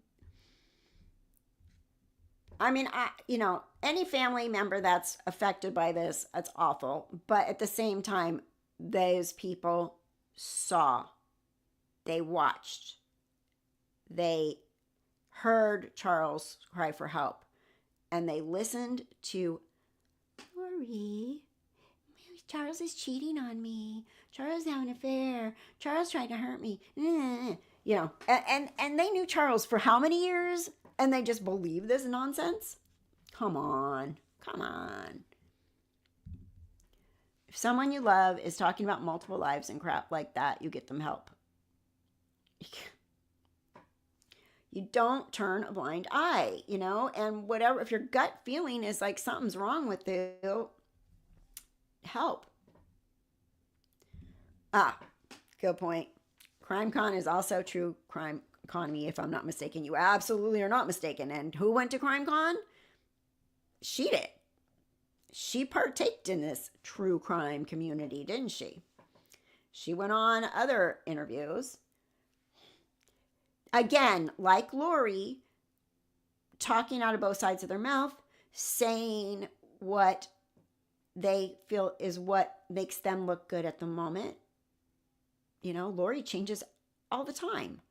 Oh, JJ couldn't, like we were saying earlier, JJ couldn't be outside of his element. That's why I had to drive him to school. He would freak out. Oh, but then I just whipped him away, killed his dad, and took him to Idaho. Kept him away from his grandparents. I think Lori threw her flip-flops that she wore into Walgreens in a dumpster in the same location as Jeff's chiropractic office. But what do we know, you know? I've heard that. And why did she need an extra pair of shoes? There was something on those flip-flops. She got blood on them or something, and she got rid of them. And I believe that because we zoomed in on that picture. She was wearing shoes. So she didn't need to run in and buy herself shoes. Maybe Tylee needed shoes, but she had shoes on her feet. Did they ever show her interview from CrimeCon? I'm not sure.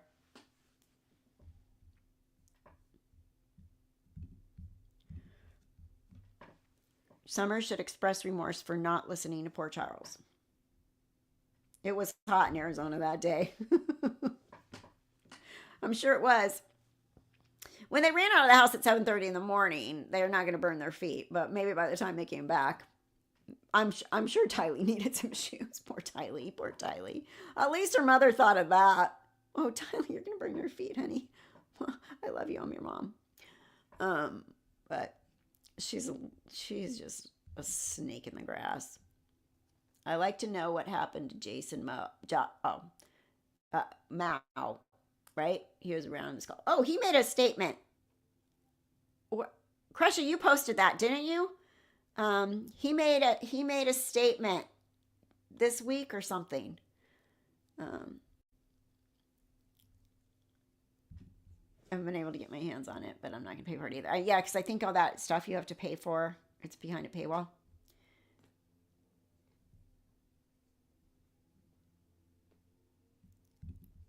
CrimeCon is copyrighted, but Nate did interview her at CrimeCon. Yes, he did.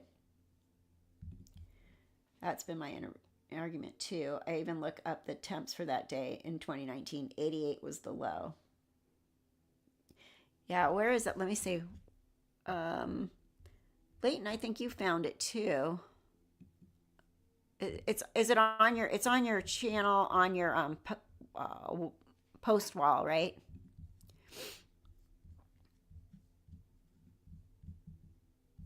Let's go regular YouTube here.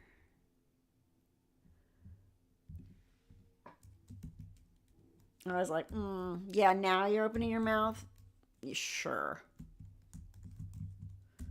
Another one that was all part of this podcast nonsense that they were doing.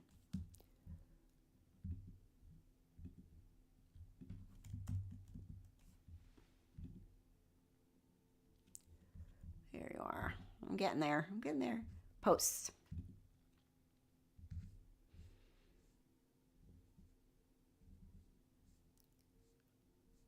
There it is.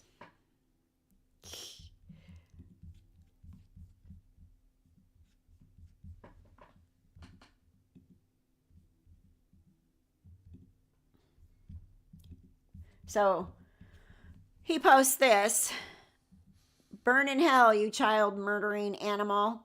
I pray the victims and families may finally have rest in God's grace.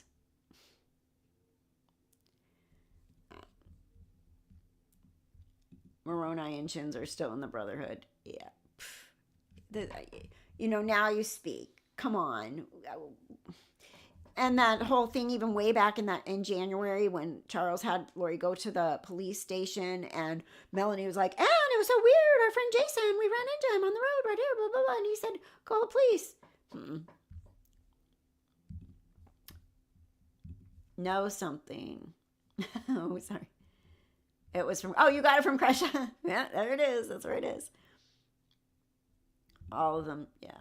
They're just. And my buckle slab's back, right? Yeah. What a loon.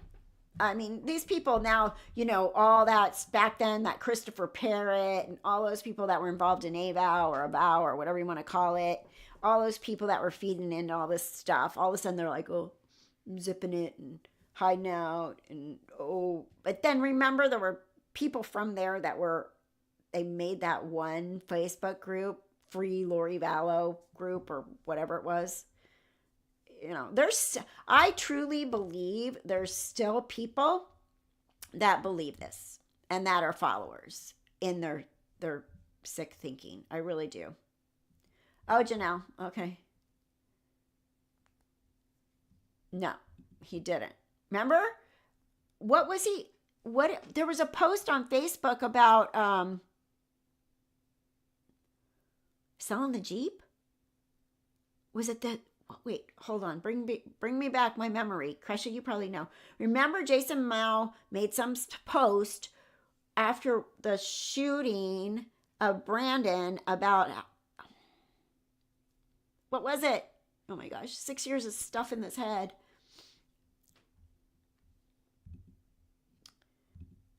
That's where the investigation should have uncovered the sinister crimes behind Chad and Lori that I've been digging into for years. All that into AVOW, right? Yep. Right. Jason Schmoe would ask for his buccal swabs back. My opinion is deep in their cult. Weren't Emma and Joseph a part of that group? Yes. And they were very much standing up for Charles and Lori. And Joseph was remember he came on my channel and was really a jerk back then.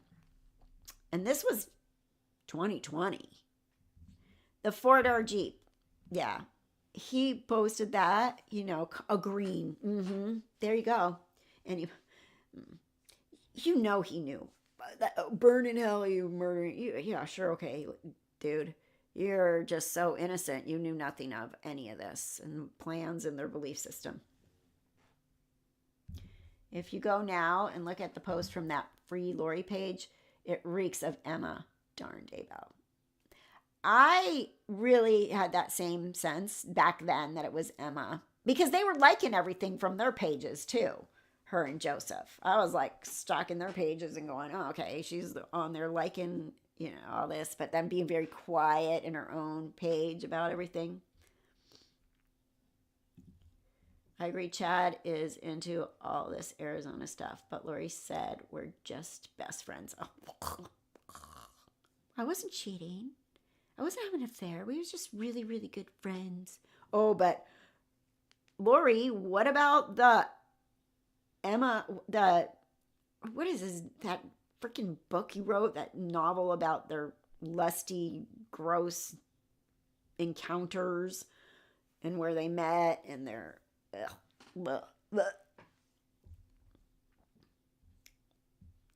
Yeah, he's covering. The 2 raccoons in a canoe as her cover photo on top of it all. Satanist family all the way. Oh, that's right. Oh, Kresha, you're reminding me of so many things. Emma's the zombie. Sorry, neighbors. That's not what James and Elena said. James and Elena, where's my brain today? It's gone. There's too much in there. Hi, Funda Cruz. Lori said to the police Chad was Alex's friend. Oh, yeah, that's right. Oh, when they came to the door in Idaho to do the welfare check, he's with my brother. Oh, who's the guy or whatever? Oh, yeah, my brother's friend Chad. He's an author.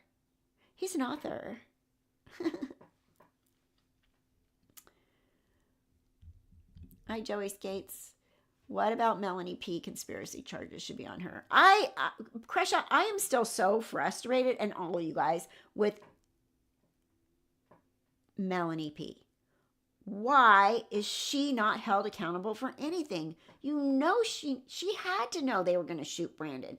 She was the one Chad told her, Brandon's into porn and you got to get divorced. You can't wait with him to be one of the 144,000. You got to go find some other person and blah, blah, blah. And she was buying into all that stuff.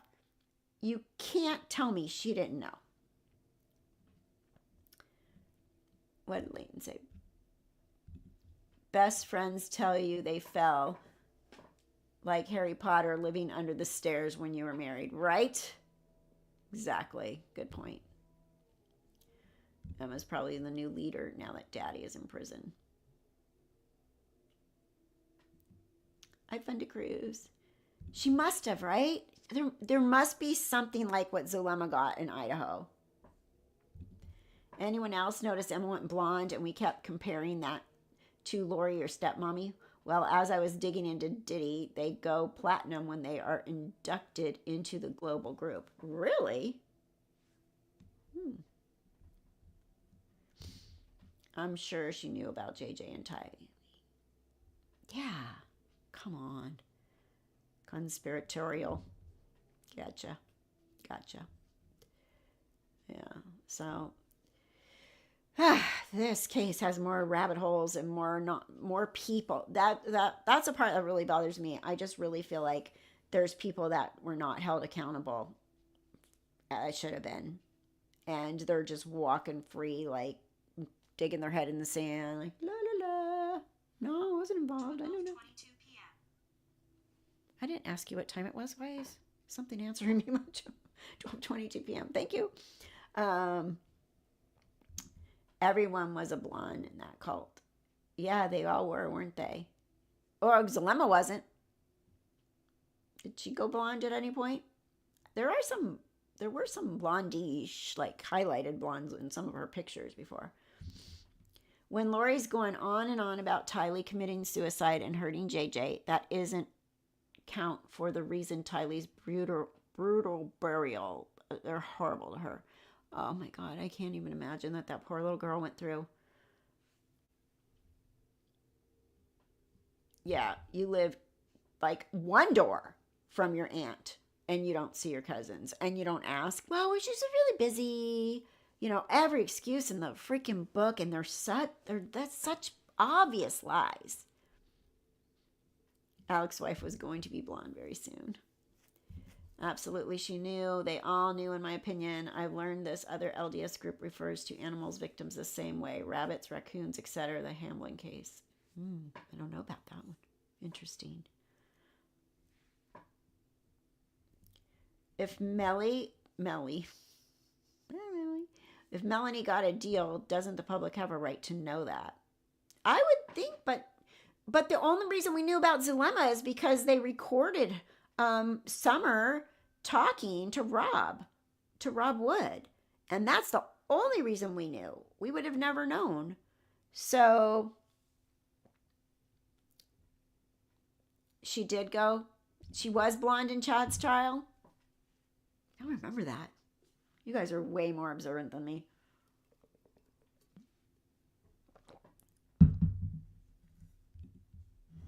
They were bust unpacking, but their homes looked like crap dirty. She shouldn't be allowed to influence the other inmates. It's deplorable what she's doing, Satan incarnate. I know, and trying to say they're all innocent and she's their new goddess to help save them because that's her new calling. Me and Joe Schmoe are picking back up on our series Into the Pace memo on Tuesday. It's from 1989 and it has Daybell written all over it. Oh, I'll have to watch that. I will have to watch that. For sure. Joe's great. I enjoyed having him on today. He's very good, and I'm happy to pick his brain about the trial and stuff. It was awesome. That's awesome. All right, I'm going to have to go. We're 2 hours. Woo, that's long. Not supposed to go 2 hours, am I? My one friend told me, I like your lives, but they're too long. I'm like, I'm trying to make them shorter. Joe is awesome, for sure. For sure. So, crush up, leftundoneofficial@gmail.com. Call me. Write me. I give you my phone number. Email me when you get a chance so we can talk about you coming on here and anything else. Lori should be housed on her own. Will she be moved now away from inmates. I hope so. But they're going to let her influence people. Well, maybe when she goes back to Idaho, she wants to go back to Idaho. Apparently the food isn't slop and the conditions are better. They're only long if we all leave. So do you like it? Oh, that's true. They're only long if you all leave. You guys are here. Then they hate my lives. I can't help it. There's so much to cover and with these crazies. Yeah, I know. They go long because you're right. There's a lot to talk about. And then other things come up and I'm like squirrel, like, oh, yeah. What about that? So I know people have said to me, I'm too all over the place sometimes, but that's just who I am. I am too all over the place. I have 4 kids with ADD, ADHD, and they got it from someone. And I was thinking about that the other day. My job, right? And this, I'll end after this, but I was thinking about like what I like to do. I like to be doing 25 things at once. It's just how my brain works. And at work, I'm answering emails while I'm at this patient's house, and then somebody's calling about this other thing, and then I'm doing an assessment and doing wound care, which is not my favorite thing. All this, and talking to families, and then driving to my car and putting on my podcast or my YouTube or listening to that, and then driving to the next patient. And my day goes by so fast. And I've had a job before where I sat behind a desk and I just did the same thing all day. And I was like, oh my God, I can't. So our brains all work different. But this is the way mine does. So if you are okay with that, this is how we are here. I am.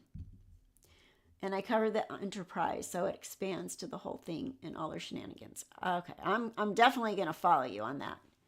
You're a squirrel too? Yep.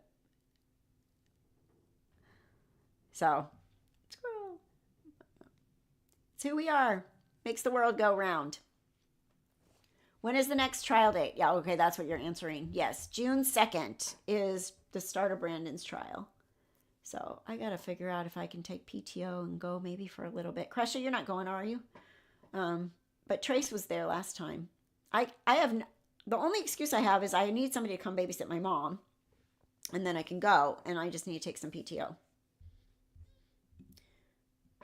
We have Maxwell Anderson trial coming up soon in Milwaukee, Wisconsin. I may go there to that one. Oh, that'll be interesting.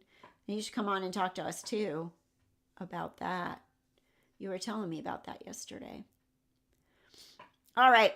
I am going to go. I appreciate you guys so much. Thank you for being here. Kresha, thanks for dropping in. Email me. Joe Schmoe, thanks for being here. Replay crew, if you're watching, thank you so much. And, I appreciate you, Catherine. You're the only one that I'm aware of that has supported me throughout this journey. Thank you for being genuine. You're very welcome. You're very, very welcome. I do support you. Thank you for being here. Thank you, Carolina. All right. Before I go squirrel on you with all the comments, I'm going to go ahead and sign off. I will see you guys soon. We'll see if I do any this week. I'll keep you updated in Discord, and I'll post if I'm going to do any lives during the week this week. All right. Because I kind of want to talk about Karen Reed, even though I might regret it. All right, everyone, stay safe, stay well. Oops. All right, everyone. So, take 2. Stay safe, stay well. I'll see you guys soon. Bye.